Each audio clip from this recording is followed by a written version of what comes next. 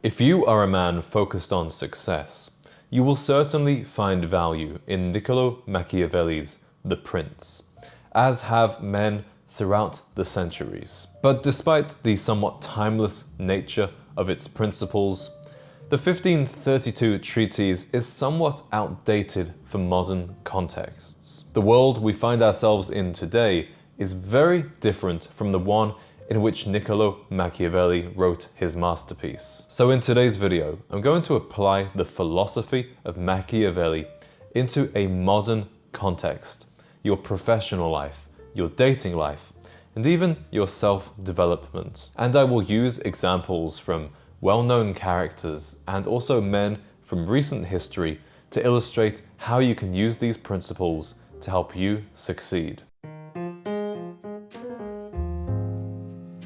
Hello, my name is James, and I'm on a mission to create a generation of gentlemen. The first step to becoming a modern Machiavelli is to master the art of perception. Machiavelli understood that there is always a difference between what a man truly is and how he is perceived to be. And never has this been more true at any point in human history than now. Because today, every man has somewhat of a public persona, whether that's through his social media, through his LinkedIn, or simply his professional reputation. Even in your romantic life, the way you represent yourself on your dating app profile is actually more important in the initial stages of dating than who you really are. A man from modern history who mastered the art of perception was JFK.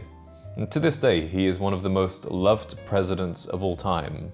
Both Republicans and Democrats admire him. He's seen as one of the most successful, one of the most charismatic, and even one of the most handsome presidents there ever was. JFK worked very closely with Hollywood and with the media to cultivate a particular image. An image that he was an all-American family man, a man with great moral virtues, a man who fought hard for this country. And I'm not saying that he didn't, but behind closed doors, there was a very different side to JFK. He was a serial adulterer. He was sleeping with Marilyn Monroe behind his wife's back. And although these scandals eventually came to light, still this image of JFK with his wife Jackie, with their children, hanging out on the sailing boat, hanging out in New England, these are the images that prevail. So the way that JFK is remembered and revered is not really a reflection of the way he actually lived his life privately.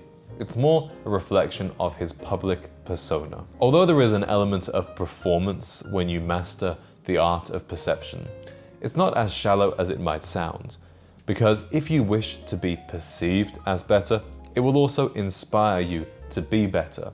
The more you create this reputation, the more you have to live up to, the greater sense of responsibility you will feel. So don't be afraid to set other people's expectations of you very high and then work hard to live up to them. The second step to becoming a modern Machiavelli is to build strategic alliances. Machiavelli understood that no man reaches the top without getting a leg up, and if you try to be the exception, you will only fail. However, it's very important to build alliances and trust without appearing sycophantic. There are two ways you can do this. You do this either by commanding respect with your work or by connecting on a seemingly unrelated point. Let me give you an example for each. My friendship with Antonio Centeno has been extremely rewarding for me, both personally and professionally, and I certainly wouldn't be where I am today without that alliance. But that alliance only came about because Antonio noticed the work that I was doing with this channel. He liked it, he somewhat admired it, and wanted for us to be connected. If I had reached out to him, if I had been overly sycophantic, if I had been pleading for a connection, that probably would have had the opposite effect. Now, if you are trying to connect with somebody more senior in your company, if you are trying to network with somebody that can help you advance your career, try taking an indirect route. If they love baseball and so do you, connect over baseball. Connect over something that seems unrelated to your actual goal. Because if your motives for getting close to them are very clear, that will be extremely off-putting. That will make that alliance much less likely to happen. As a modern Machiavelli, you must also avoid wasting your time on alliances that will get you nowhere. Especially as you see increased levels of success, the potential to be distracted by bottom feeders will increase. So how do you know if an ally is worth keeping or not? You have to trust your instincts. People don't have to be as successful or more successful than you to be worth keeping around, but they must have a positive impact on you. After your interactions, do you feel energized? Do you feel inspired and motivated? Or do you feel drained, even annoyed with them? And whichever allies you choose, a modern Machiavelli must stick with them through thick and thin. Somebody who doesn't have a good understanding of Machiavellian principles might think that a Machiavellian person will betray and desert his allies at any given inconvenience. But what happens when you desert people is this. Firstly, the people that you have deserted will turn on you and very rarely forgive you. But also the people that you have deserted them to, the side that you have switched to, will be very skeptical of your new allegiance to them. And they will think, well, I saw what you did with that person when the tables turned on them. How can I trust you to be a true ally to me? Step 3 to becoming a modern Machiavelli. Adapt to change with flexibility. Be both the lion and the fox. A wise man will cultivate the ability both for strength, like a lion, and the talent for cunning, like a fox. Too many men make the mistake of being a one-trick pony. And then when circumstances change, they very quickly run out of options. The strength of a lion doesn't just refer to a physical strength. It can be a way of conducting yourself and a way of dealing with people. At times you might need to be very strict and very harsh, very disciplinarian. But then you also need to be able to turn on the more cunning, fox-like qualities. In your way of dealing with people, you might need to be a little bit more seductive. You might need to be a little bit more subtle in your methods of coercion. A great fictional example of a man who uses both the principles of the fox and of the lion is James Bond. At times he is a blunt instrument. He will use force. He will use maximum aggression to get the job done. But at other times he understands that it pays to be more slow, to be more cunning, to use his intellect rather than his brawn. And this is why you should endeavor to become a universal man, a Renaissance man, a man with many strings to his bow.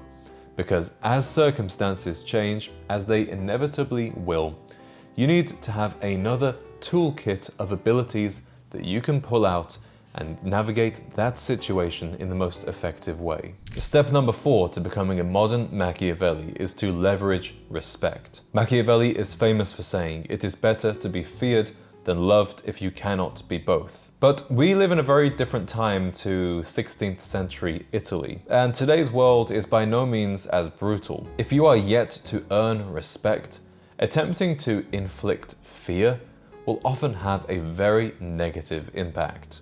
So it is much better instead to focus on earning respect. A great example of this is Gregory Peck's portrayal of Atticus Finch in To Kill a Mockingbird. This is a man who wins respect because he upholds his principles with composure. He stands up for what he believes to be right in an incredibly dignified way. And in today's world, so many people are quick to lose their dignity, so quick to lose their composure, that if you can hold on to these things, even as challenges arise, that will surely win you the respect of others. And in dating, a woman secretly respects a man who upholds his boundaries and his standards.